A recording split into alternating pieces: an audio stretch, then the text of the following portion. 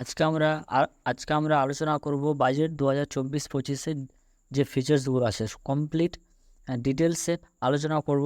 তো চলো শুরু করা যাক। সর্বপ্রথম আমাদের বাজেট শুরু করার আগে কিছু কিছু ফ্যাক্ট যেগুলো আমাদের জানা দরকার। যেমন সব থেকে বড় ওয়ার্ডের বেসিসে সব থেকে বড় যে আমাদের বাজেটটা হয়েছিল সেটা 1991 মনমোহন সিং করেছিলেন। সব থেকে ওয়ার্ড ছিল সেটাতে প্রায় 18,500-এর ওপরে ওয়ার্ড ছিল। কিন্তু সব থেকে লম্বা যে স্পিচটা দেওয়া হয়েছে সেটা হচ্ছে 2020-তে আমাদের বর্তমান ফাইন্যান্স মিনিস্টার নির্মলা সীতারামন দিয়েছিলেন, যেটা এখন পর্যন্ত সব থেকে বড় দেওয়া স্পিচ। সেটা যেটা ছিল প্রায় 2.5 ঘন্টার থেকেও অনেক অনেক বেশি। এরপর আমাদের জানতে হবে যে আমাদের কোন ফাইন্যান্স মিনিস্টার সব থেকে বেশি বাজেট দিয়েছিল। এখন পর্যন্ত সব থেকে বেশি বাজেট দেওয়া হয়েছিল সেটা হচ্ছে 2023 পর্যন্ত। এই ডাটাটা 2023 পর্যন্ত আছে, যে সব থেকে বেশি দিয়েছে মোরারজি দেশাই, যেটা আজ পর্যন্ত 10টা ফাইন্যান্স বাজেট পাস করেছেন। এবং এখন বর্তমান যেটা নির্মলা সীতারামন, সেটা হচ্ছে এখন 2023 পর্যন্ত 5টা। আর 2024-এ ফেব্রুয়ারি মাসে একটা দিয়েছে। আর আবার এখন আবার একটা দিল। এখন মোটামুটি 7টা হয়ে গেল। 7টা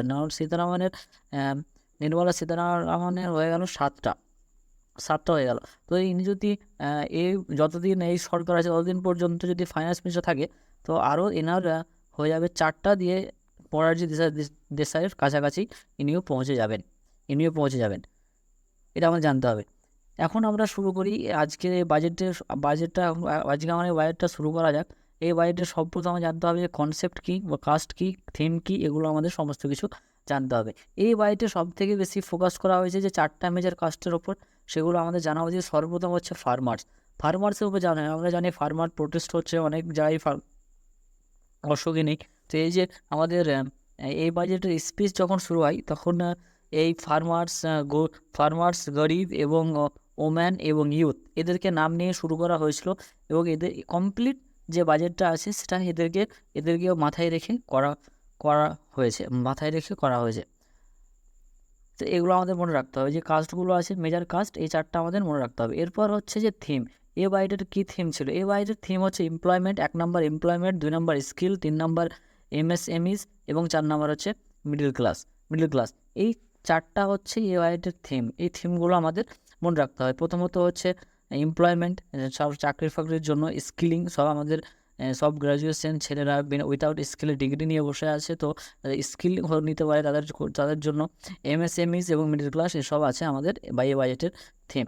এরপর আমাদের জানতে হবে বাজেটের প্রিয়োরিটিসগুলো কী উপর বিষয় করে আমাদের বাজেট আছে। সর্বপ্রথম হচ্ছে আমাদের agriculture, employment, skilling, human resource development, social justice, urban development, energy resource, manufacturing, infrastructure development, innovations এবং নেক্সট জেনারেশন, এসব সম্পর্কে আমাদের জানতে হবে। এই যে এখানে 9টা বিষয় আছে, 9টা বিষয় সম্পর্কে আমাদের এই পুরো বাজেটটা লেখা হয়েছে। এই 9টা এক কথায় ধরতে পারে এগুলো হচ্ছে বাজেটের চ্যাপ্টারের নাম।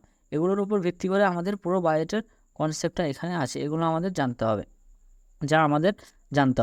পড়তে হবে। সর্বপ্রথম আসি আমাদের ফার্মিংয়ের উপর আসি। এখানে দেখো প্রথমত এগ্রিকালচার, 1 নম্বরটা এখানে আছে আমাদের এগ্রিকালচার। তো এগ্রিকালচার সম্পর্কে আমরা কিছু জানি। সর্বপ্রথম হচ্ছে ন্যাচারাল ফার্মিং। আমরা জানি যে আজকাল যে ফার্মিং হয় সেগুলো ন্যাচারাল ফার্মিং হয় না, সেখানে অনেক প্রকার সার ফার দেওয়া হয়, বীজ দেওয়া হয়। তো এখানে ন্যাচারাল ফার্মিংয়ের উপর জোর দেওয়া হয়েছে। যেখানে বলা হয়েছে যে এক এক করোড় ফার্মার্সদের একটা ইনিশিয়েটিভ নেওয়া হবে যেটা ন্যাচারাল ফার্মিং কীভাবে করে সেটা শেখানো হবে। যেখানে 10,000 best by input resource centre establish করা হয়। এবং যে মাছের যে ফার্মিংগুলো হয়, প্রসেসিংগুলো, এক্সপোর্টগুলো হয়, সেগুলো সম্পর্কেও আমাদের এখানে এক্সপোর্ট এবং প্রোডাকশনের সময় জোর দেওয়া হয়েছে। এরপর ডিজিটাল পাবলিক ইনফ্রাস্ট্রাকচার, ডিপিআই। এক কথায় এখানে বলা হয়েছে যে প্রত্যেক মানুষকে একটা ইন্স্যুরেন্স দেওয়া হবে, যেখানে জন সামার্থ নামে একটা কিষাণ ক্রেডিট কার্ডের লোন দেওয়া হবে, যেটাতে কৃষকরা যাতে তাদের খরচে করতে পারে, সরকারের সাহায্য নিয়ে একটু তাদের কৃষিকাজ করতে পারে, কোনো অসুবিধা না হয়, যাতে অনেক কৃষি আছে যারা মৃত্যুবরণ করে, সেগুলো যাতে না হয়ে যায়। এরপরে আমাদের জানতে হবে স্কিলের ব্যাপারে।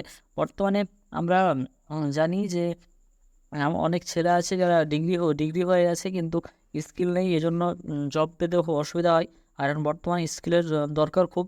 এই জন্য এই বাজেটে 20 লাখ ইউথকে 5 বছরের পিরিয়ডে একটা স্কিল করা হবে, যেটা 1000 ইন্ডাস্ট্রিয়াল ট্রেনিং এস্টাবলিশ এবং তাদের সাথে তৈরি করা হবে। 1000 এগুলো নর্মালি প্রাইভেট ইন্ডাস্ট্রিজের উপর ভিত্তি করে করা হয় এবং তাদেরকে কাজে লাগিয়ে 5 বছরের মধ্যে 20 লাখ লোককে স্কিল করা হবে। এটা হচ্ছে পিএম প্যাকেজের 4 নাম্বার স্কিম।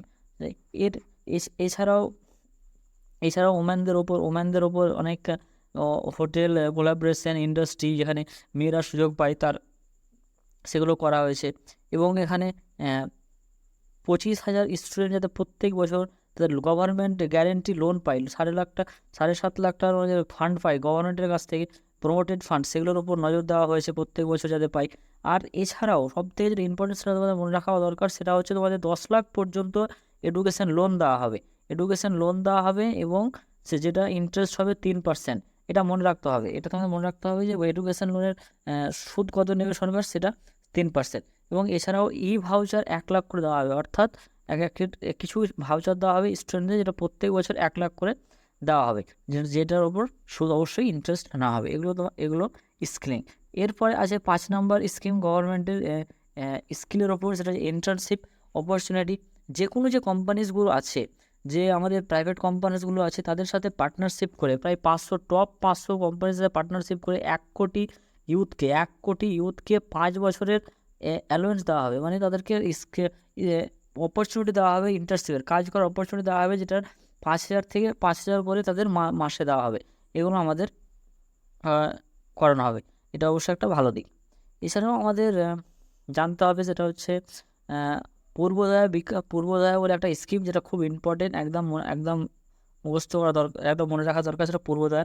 এটা কি আমাদের যে ইস্টার্ন যে দেশগুলো হয়, যেমন বিহার, ঝাড়খণ্ড ও ওয়েস্ট বেঙ্গল, উড়িষ্যা, অন্ধ্রপ্রদেশ, এই যে দেশগুলো হয় ইস্টার্ন পার্ট অফ কান্ট্রি, এগুলোর উপর একটা পূর্বোদয় নামে একটা ডেভেলপমেন্ট করা হবে। এগুলোর জন্য ডেভেলপমেন্টের জন্য টাকা দেওয়া হবে, যে স্কিম তার আন্ডারে হচ্ছে পূর্বোদয়, সেই স্কিমকে বলে পূর্বোদয়। অর্থাৎ কান্ট্রির ইস্টার্ন পার্টে যে রাজ্যগুলো আছে, তাদেরকে ডেভেলপমেন্ট করার জন্য, সেখানকার ডেভেলপমেন্ট করার জন্য যে একটা স্কিম তৈরি করা হয়েছে এই বাজেটের দ্বারা, তার নাম হচ্ছে পূর্বোদয়।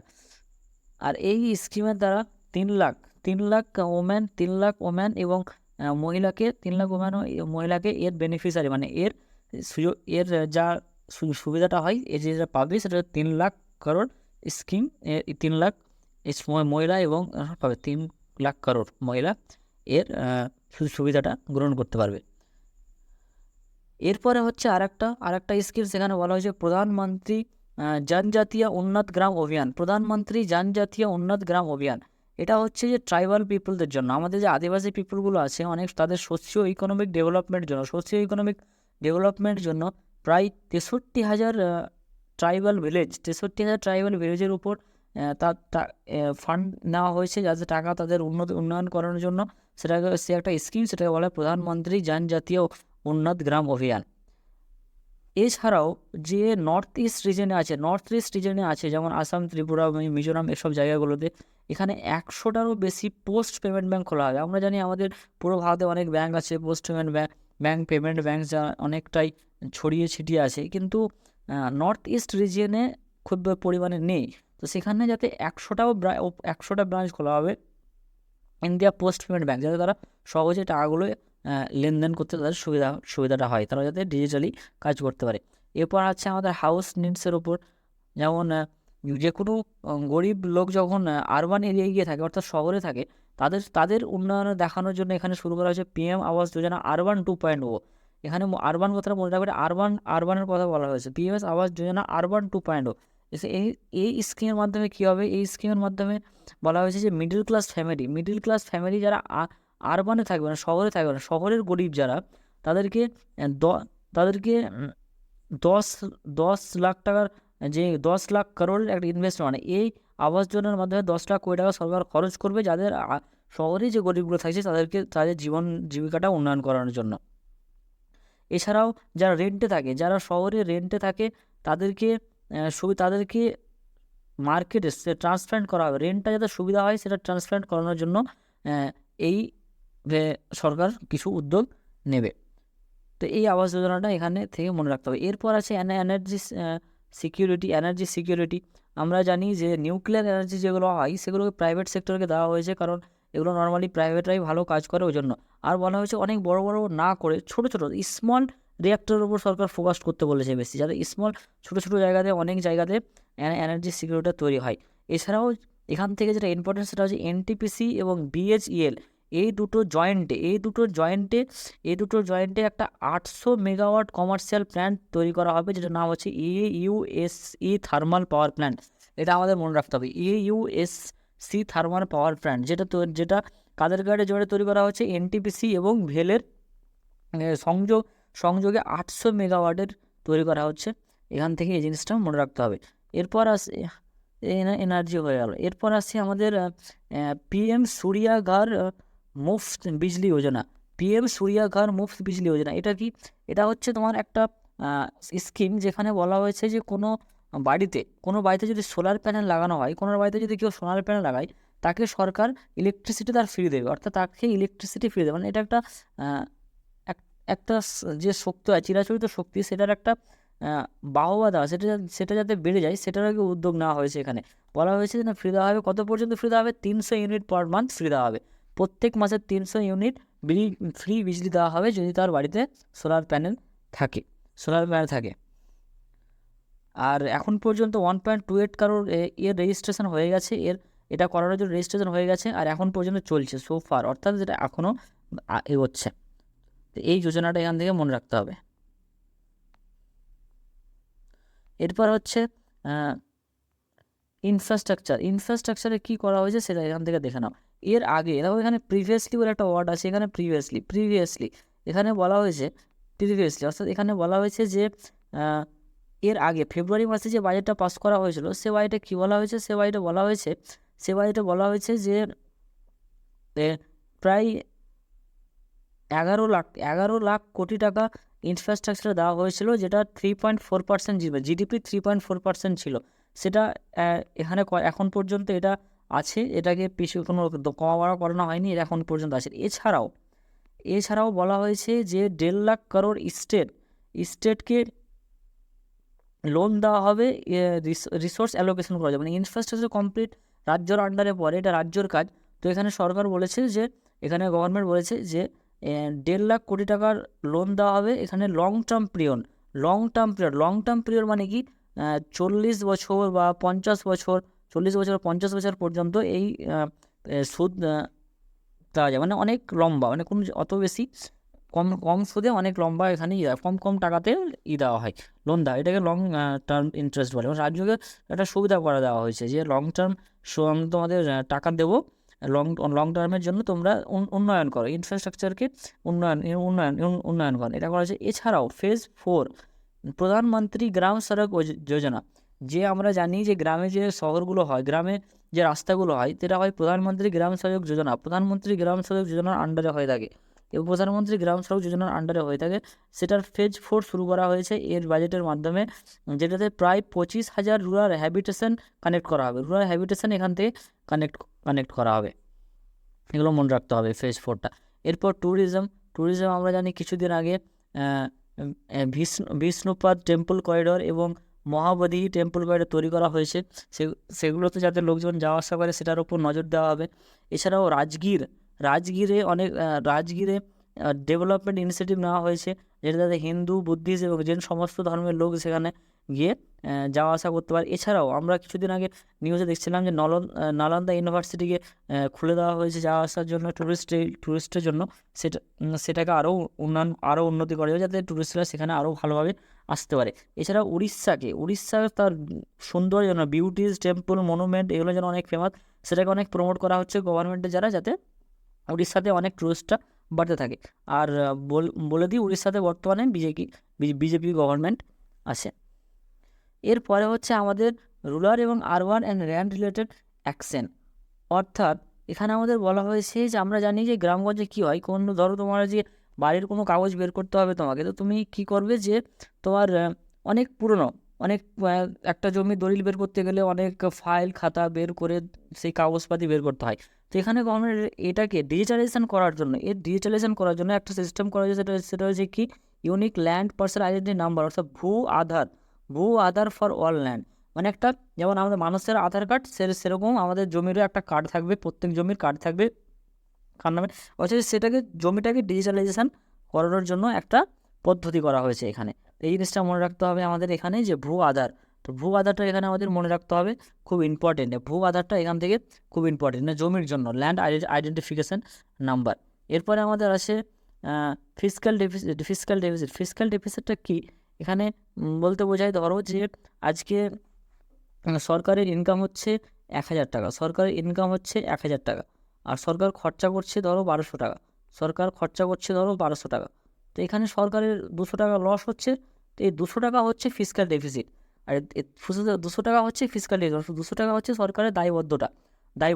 তো এটা যত কমবে আমাদের সরকারের তত উন্নয়ন হবে। তো দেখো বর্তমানে কারেন্ট ফিসক্যাল ডেফিসিট হচ্ছে 4.9%, যেটা অনেক কম। এর আগের তুলনায় তোমরা যদি দেখো এটা অনেক কম হয়ে গেছে। তোমরা যেমন 20-21-এর দিকে দেখো এটা অনেক বেড়ে গেছিলো, এখন অনেক কম হয়ে গেছে। যেটা হচ্ছে ফিসক্যাল ডেফিসিট কত, জিডিপির 9.4%, অর্থাৎ আমাদের 9.4% টাকা, আমাদের যা জিডিপি এত টাকা আমরা আমাদের লসে আছে, ও সেটা ভালো দিক, উন্নতি হচ্ছে। আর এম করা হচ্ছে নেক্সট বছর অর্থাৎ 2025-এর মধ্যে আমাদের এটা হয়ে যাবে 4.5%, মানে 0.4% কমে যাবে। আর এটা আশা করা হচ্ছে, অবশ্যই এটা একটা ভালো দিক। তো এই যে জিডিপি, এটা একটা ইম্পর্টেন্ট জিনিস, আমাদের মনে রাখতে হবে যে 4.9% জিডিপি বর্তমানে এর ফিসক্যাল ডেফিসিট হচ্ছে 4.9%, আর এম করা হচ্ছে 4.5%, এটা মনে রাখতে হবে। এরপর হচ্ছে ডাইরেক্ট ট্যাক্স প্রপোজাল, এখান থেকে খুব এটা ইম্পর্টেন্ট। তোমরা হয়তো জানবে যে যখন বাজেট পেশ করা হয় তখন যখন নির্মলা সীতারামন এই ট্যাক্সের ব্যাপারে আসে, হঠাৎ করে সব শেয়ার মার্কেট দাম অনেক কমে যায়, নিফটি ফিফটি একদম 400 পয়েন্ট, 400, 500, 300 পয়েন্ট কমে যায়, কারণ ট্যাক্সে অনেক ওপর নিচে করা হয়েছে এছাড়া। তো এগুলো কিন্তু যেটা ইম্পর্টেন্ট ট্যাক্সের, সেটা সব থেকে বেশি ইম্পর্টেন্ট, সেটা হয় অ্যাঞ্জেল ট্যাক্স। একটা ট্যাক্স হয় অ্যাঞ্জেল ট্যাক্স, যেটা দিতে হয় সরকারকে, সেই ট্যাক্সটা সরকার অ্যাবলিস্ট করা হয়েছে, এখানে সরকার বাদ দিয়েছে, যে অ্যাঞ্জেল ট্যাক্স সেটা সরকার বাদ দিয়েছে। এই জিনিসটা আমাদের এখান থেকে মনে রাখতে হবে। তারপরে এই ট্যাক্স কি বাড়িয়েছে কি কমিয়েছে এগুলো দেখে নিও তোমরা। এরপর আছে সিম্পলিফাই নিউ ট্যাক্স রেজিমে, অর্থাৎ বলা হয়েছে যে তোমার যদি ইনকাম 3 লাখের 0 থেকে 3 লাখ হয় তোমাকে 1 টাকাও ট্যাক্স দিতে হবে না, 3 লাখ থেকে 7 লাখ হয় তো 5% ট্যাক্স দিতে হবে, 7 লাখ থেকে 10 লাখ হয় তাহলে 10% ট্যাক্স দিতে হবে, 10 লাখ থেকে 12 লাখ হয় তাহলে 15% ট্যাক্স, 12 লাখ থেকে 15 লাখ হয় তাহলে 20% ট্যাক্স, আর 15 লাখের যদি বেশি ইনকাম করো তুমি বছরে তাহলে তোমাকে দিতে হবে 30% ট্যাক্স দিতে হবে, এখানে এই কথাই বলা হয়েছে। এরপর আছে আমাদের এক্সপেন্ডিচার মেজার, মানে কোন কোন জায়গাতে গভর্নমেন্ট সবথেকে বেশি খরচা করেছে সেই জিনিসটা আমাদের জানতে হবে। যেমন ডিফেন্সে প্রায় 4.5 লাখ কোটি টাকা খরচা করেছে। তারপর রুরাল ডেভেলপমেন্ট, গ্রামীণ ডেভেলপমেন্টের জন্য প্রায় 2.5 লাখ কোটিরও বেশি খরচা করা হয়েছে। এগ্রিকালচারের জন্য 1.5 লাখ কোটি উপরে খরচা করা হয়েছে। হোম অ্যাফেয়ার্সের জন্য 1.5 লাখ কোটির উপর খরচা করা হয়েছে। এডুকেশনের ওপর 100 কোটির উপরে খরচা করা হয়েছে। আইটি এবং টেলিকমের ওপর 1.16 কোটি টাকা 1.16 লাখ কোটি টাকা খরচা করা হয়েছে। হেলথের ওপর যেমন 89,000 কোটি টাকা খরচা করা হয়েছে। এনার্জির জন্য 68,700 কোটি টাকা খরচা করা হয়েছে। আর সোশ্যাল ওয়েলফেয়ার জন্য 56,500 কোটি টাকা, এবং কমার্স এবং ইন্ডাস্ট্রির জন্য প্রায় 47,500 কোটি টাকা খরচা করা হয়েছে। এরপর আমাদের শেষ হয়ে গেল। আশা করবো এবার তোমরা আমাদের এই চ্যানেলটাকে নতুন চ্যানেল একটু সাবস্ক্রাইব করে দিলে সুবিধা হয়, ভিডিও আসতে থাকবে। Thank you.